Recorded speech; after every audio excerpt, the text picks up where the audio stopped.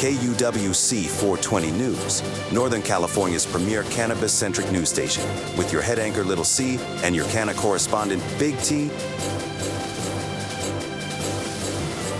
Breaking news, everyone, here from KUWC420 Studios in California.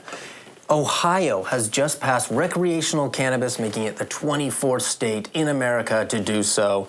We're going to go live to our canna-correspondent, Big T, who's out on the streets of Ohio talking to citizens to get their opinion. Big T, are you out there?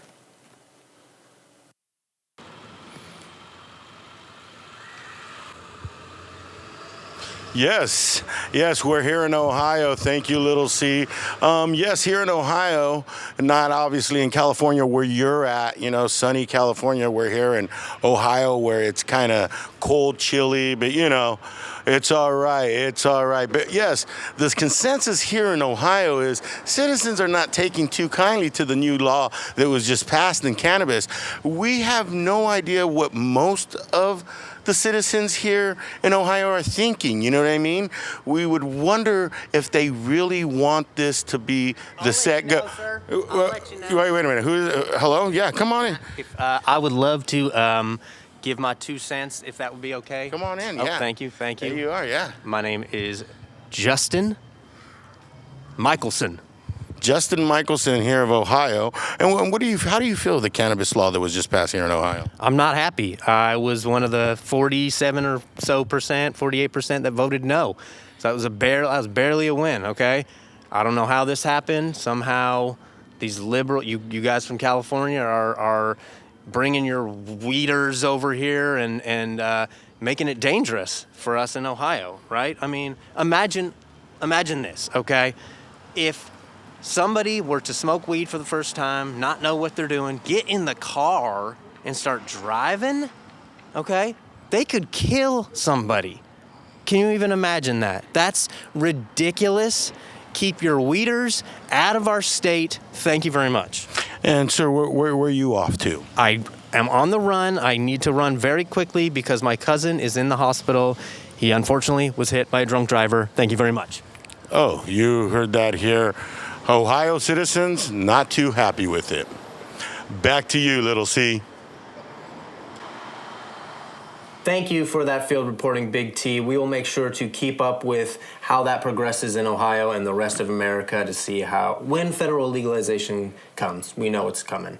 But in other news... Okay, back from Ohio already. Well, let me tell you something over there. In Ohio, it's getting crazy. It is getting crazy, folks, out in Ohio.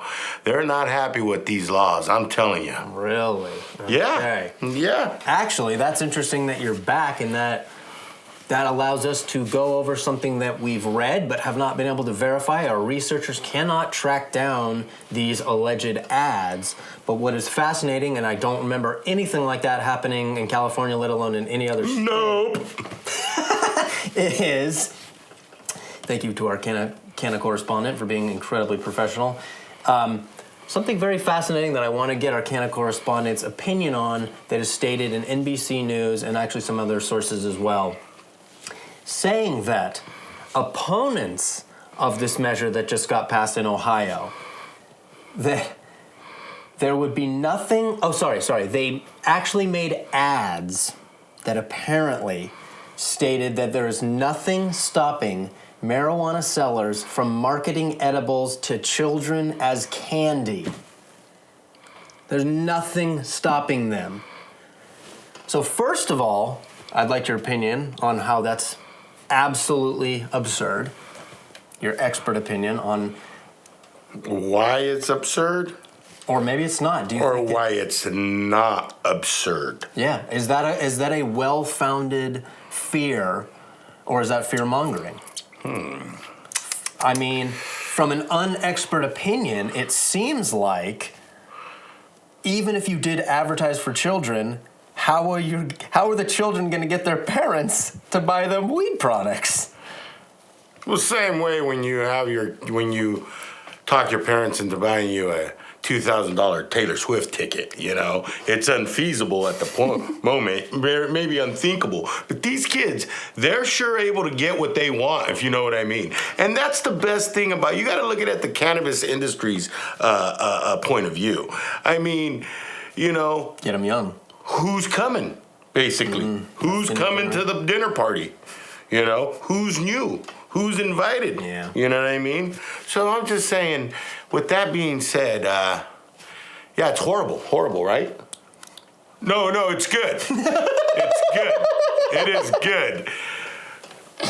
Well, expert opinion.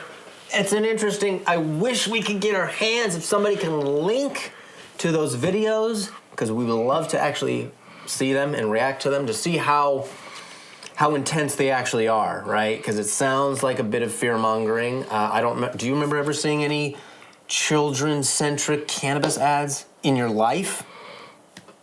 Kid-centric cannabis ads in my life? To make it seem like they're advertising candy as opposed to cannabis. No. So Ohio might be breaking ground there, or at least the opponents of that measure. Let me invest, right? Yeah, right, yeah. Maybe... Yeah, maybe it's, maybe it's some backhand anyway. I thought that was kind of astonishing and worth getting a reaction from our expert here. I find that quite extreme of fear-mongering, but until we see it for real, maybe it's completely legit. Maybe, I don't know. I honestly can't come up with a feasible explanation to why cannabis brands would advertise towards children. I mean, yeah, maybe get them early, but the thing is, it would be like the equivalent of, advertising like cartoons or toys for kids, but with the notion that they can't buy it until they're 18.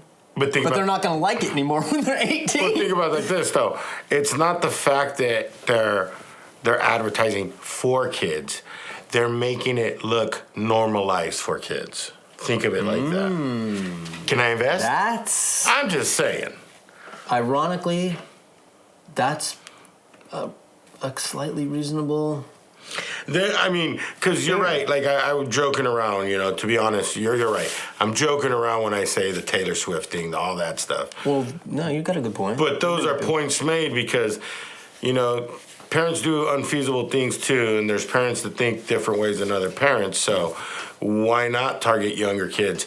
Number one, it's normalizing it for them, If you see mom eating an edible all the time and you see that brand and then you see that advertisement, it's just normalized. Not saying that you're using that to edible. Sell to kids. You're not, as a child, not using that edible, hopefully not. But if you end up using that edible in your adult life, you're going to be like, walk right into the dispensary, Mr. Happy Face on this damn package that you've seen since you were 14. Now you're 21, or I don't know, what is the law to consume in Ohio? It should be 21. So if it's 21, then I'm saying if it's 21, think about it, 14 to 21, you got some years there. There's 7 years there. You know what I mean? Yeah. And did I do the math right? 7 years, right? Yeah. 7 years there. And you're going to be like, hey, 7 years of my life, I've noticed this brand. So they're doing the same thing that every corporation does. Wait. But the law is being lobbied very well over there, I say. Well, we should specify, cannabis companies aren't advertising to kids. This was an anti-cannabis organization that made ads against the measure saying that that's possible. Saying, if we vote this through, that would then happen. they can, So it hasn't happened yet, but that's the fear that they're trying to. But you know what? You brought up stuff that I never thought of. Fears. That's some good fears. That is some good fears because that's like saying, you smoke weed, you're going to chop your arm off the next second. You know what I mean? You're just going to an extreme. Yeah. That's what they're doing, is bringing extreme, scenarios to the table. And extreme scenarios to the table is what people do when they want you to be afraid of what's coming. Yeah. You know, they tell you the extreme. Yeah. That's why that's why a lot of people don't tell their friends their dreams, because people are like, what, are you crazy? You know, and then you're like, you know, they tell you all the extreme things that can happen to you, like everything bad that can happen on that journey. Sure. You know, because nobody's going to tell you, oh, dude, if you do this, it's going to be perfect. Of course, the opposing, who was the organization? Do you know? You know, it actually didn't really say Who's opponents of the measure. Okay, so the people passing the measure are promoting the opposite. They're promoting what the dream maker is saying, like you sharing your dream. If I do this and I do B and I do C and I do D, I'm definitely going to make those moves and it's going to be perfect. And then the person on the other side saying, no, what about this? What about this? What about this? When you're hitting A, B, C, D, it's the extreme. Mm-hmm. That's what they're saying. I understand, yes, there's going to be a lot of advertising. But as you see here in California, where I came running all the way back from Ohio through that door, I mean, dude, I was running fast. I tell you what, that was scary how fast I was. Anyways, yeah, these people are just, you know, using it for full-on extreme and fearing the... But ironically, because what you brought up is kind of... It's just normalizing. I mean, nobody's going to that's really... not good. No, cannabis is not going to... Well, like maybe you see, it is. well, you see here in California, like I was saying, you see here in California, they don't do that. They don't allow you to do that. You can't even put a commercial on TV. Why? Because the federal regulated TV broadcasting bullshit. That's why. You can't put it on your local station. You can't put it on PBS. Who the fuck watches a PBS commercials and stuff? Nobody does. It's public TV. There's no commercials. It's fucking public TV. And then IG, you start promoting on there unless you are paying IG a nice percentage of what you get, you're not being seen. And there's no company that's paying IG or TikTok or any other social media to promote like that. And there's a lot of companies that promote, but there's a lot of shadow banning. So that's what happens here in California from what we see at this point of it being legalized, these companies are huge. There's so many problems that come before even get to that step of advertising. So advertising to me, when you tell me that, that's not even I don't even bat an eye. But the way I responded was jokingly, just to, you know, back and forth some commentation on commentating on this. Playing devil's advocate. Yeah, playing devil's advocate on this, because the fact is this is really not something that should be on a table or a talking point. That's just, it's just, there's no way you're going to be able to make a cartoon advertisement of cannabis. I mean, if you both do, state and federal would fuck you up. If you do, if we see that, that means years have passed by, the federal regulations have changed, and corporations have huge cannabis backing. I mean, cannabis has huge corporation backing. But even alcohol doesn't have that, so no. For cannabis to surpass that, and why do those opponents think that cannabis is allowed to do that, but not tobacco? And, not tobacco. And tobacco and alcohol. So that's why. What's that? Why would Ohio have that double standard? That makes my point of why I was joking so much when we first started this conversation. Is I was joking for the fact that they're really not gonna do. This is not gonna be at the table. Fear-mongering. Yeah, that's a stretch. But ironically, in us hashing out potentially why that was brought to the table, we did bring up an interesting issue, which is normalizing cannabis to kids. Like, I'm all for normalizing cannabis just in general, because, you know, if we're gonna treat alcohol in that sense, to not treat cannabis in the same way, it seems very bizarre. But we don't push alcohol towards kids.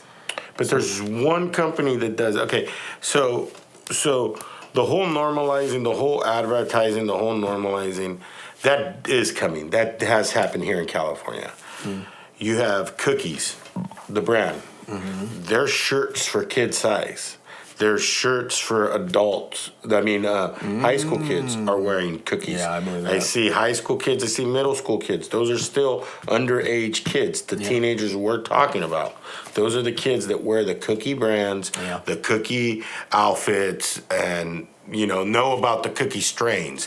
And I'm pretty sure, because I was in high school smoking weed, so I'm pretty sure a lot of these kids smoke weed, and they smoke Cookies because that's the brand they know and learned and normalized to know because they're in songs and they're in the culture and pulp culture. Cookies has became a brand of pulp culture as well. So now these people saying, hey, when you launch that, that's probably what they mean is how it becomes normalized. But that's everything. They're basically saying, well, it's gonna be like tobacco. It's gonna be like alcohol. Tobacco and alcohol have the worst percentages of bad health, killing people, everything. I mean, you get lung diseases from tobacco, you get kidney diseases from alcohol, you get, kidney diseases from tobacco, liver disease from alcohol. You get all these diseases from these legal substances. So it's the same thing that they did, normalize with their advertising, whatever they do, they normalized it. Yeah. Same thing. That's what that is on that. Yeah. Yeah, the Cookies is a great example of young normalization. Yeah, because that probably resonates most with 17, 18-year-olds, high school going into college. Actually, what's your favorite Cookies strain? I don't really care for cookies, so I don't know them that well. Me is Orange Cookies. Did they do that? I believe Orange Cookies is them. Oh, shit. Well, if that's the case, then fuck yeah. If not, let me know. Please let me know. Cookies is hype. Mail us at post office. Fax us. Fax us at 420-710. the number down here on the screen.